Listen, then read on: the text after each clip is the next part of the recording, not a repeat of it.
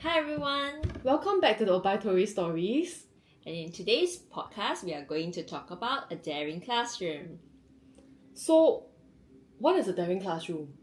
Well, to me, I think it's a place where everyone in the class, teachers, students alike, can commit to, choosing courage and just being authentic about who they are, choosing what's right over what's easy and what's fast and what's fun, and even just practicing and living up their values, basically.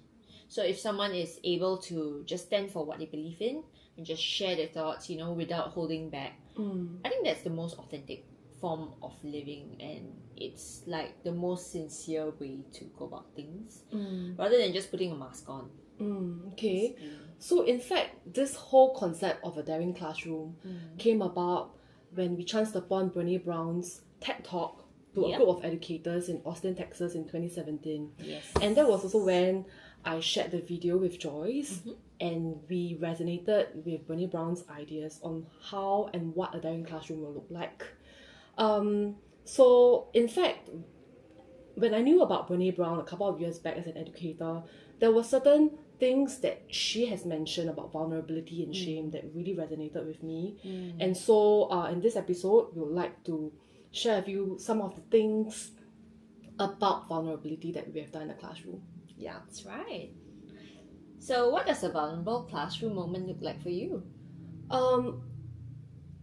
If I recall, there was this one particular incident when I was going through a narrative writing lesson package with my students. Okay. They were in secondary 1 at the time.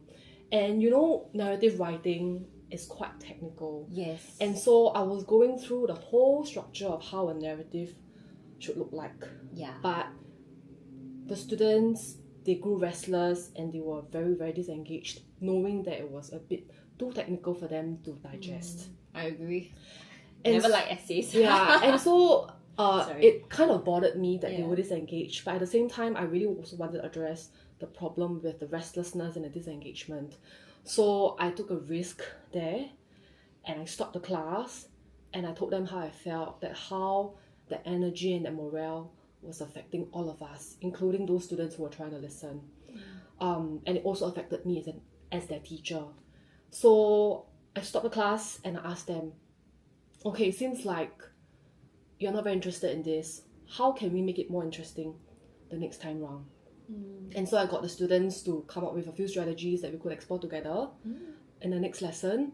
And that was what I did, knowing that I wasn't sure what they were going to say. They might say something like, oh, I might be very boring, or like whatever that I was going through was boring and all. I was uncertain what they were going to say, but I just did what I thought was right and asked them for their feedback. Yeah. So that was a vulnerable moment to me as a teacher, because I was taking a risk to be exposed and for my students to tell me what they think we can do better. Yeah. How about you, Joyce? Well, for me, I had one incident where I had to deal with a young kid. I'm talking about 9-year-old boys in the classroom, and they have no idea how to emotionally regulate themselves. And so, young boys, when they're angry, they just tend to shout at each other. So basically, when you have a child like that in the classroom as a teacher, what are you going to say to them? Especially boys who are quite territorial and sensitive to things being touched or taken without their permission. I don't think it's right to take or touch people's stuff in the first place, or but sometimes it's just so minor, like people are just curious, they want to see what's that thing, and then they forget to ask, right? So this boy was not happy that his stuff was being fiddled.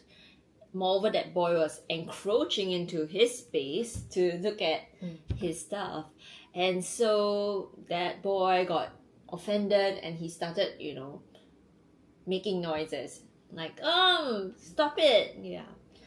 Have you ever had that moment before? Yeah, this emotional outburst that one cannot control himself or herself. Right. So how do you deal with that? So basically, it was quite a simple task. I had to tell the boys that, we need to keep to our space. We have a boundary because we all have a space for writing and for working, and we need to respect the space of the other person. And much as I empathize with the kid who was curious about his stuff, I told him, well, it's interesting to look at people's stuff, but we need to figure out whether or not he's comfortable touching his things, otherwise he'll get angry. And so naturally, the boy who was really upset, he had a meltdown and he was so angry. And being a very sensitive boy, to little things like that, he cried about it. I later on told the mom about what happened.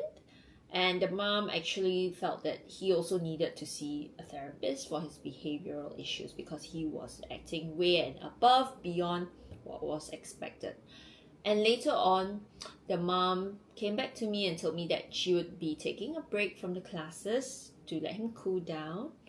And subsequently, when she came back to me a couple of weeks later, she said, all done. And when the boy was upset again, this time round, now listen, he didn't shout at all.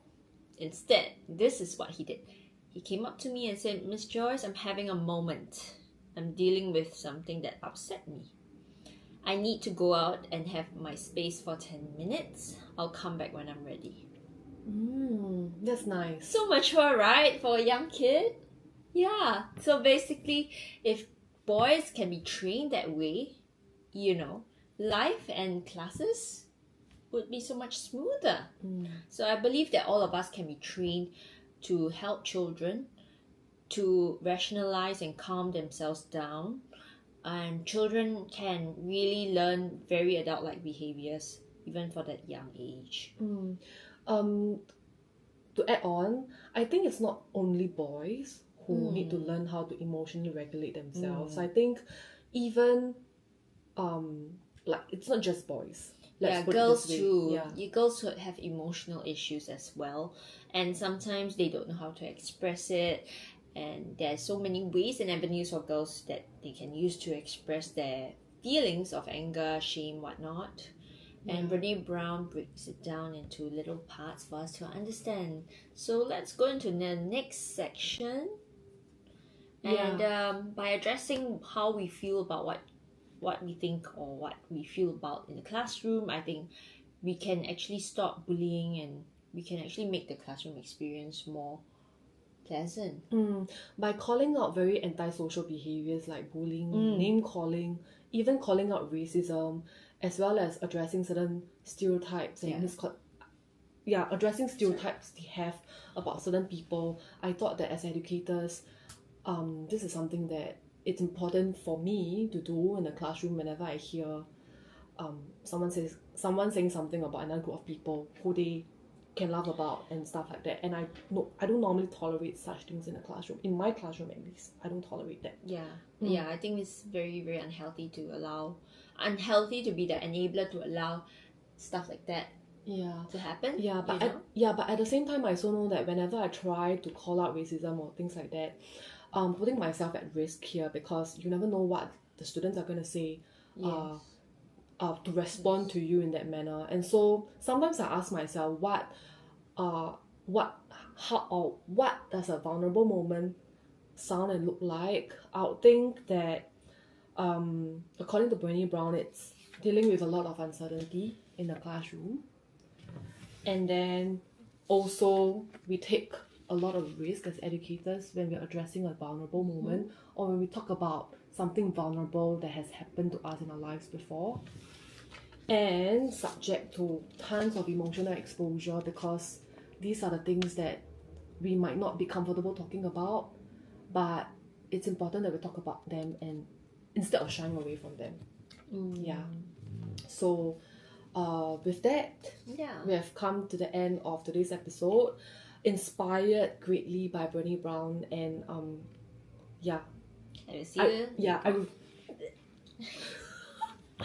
see you in the next episode.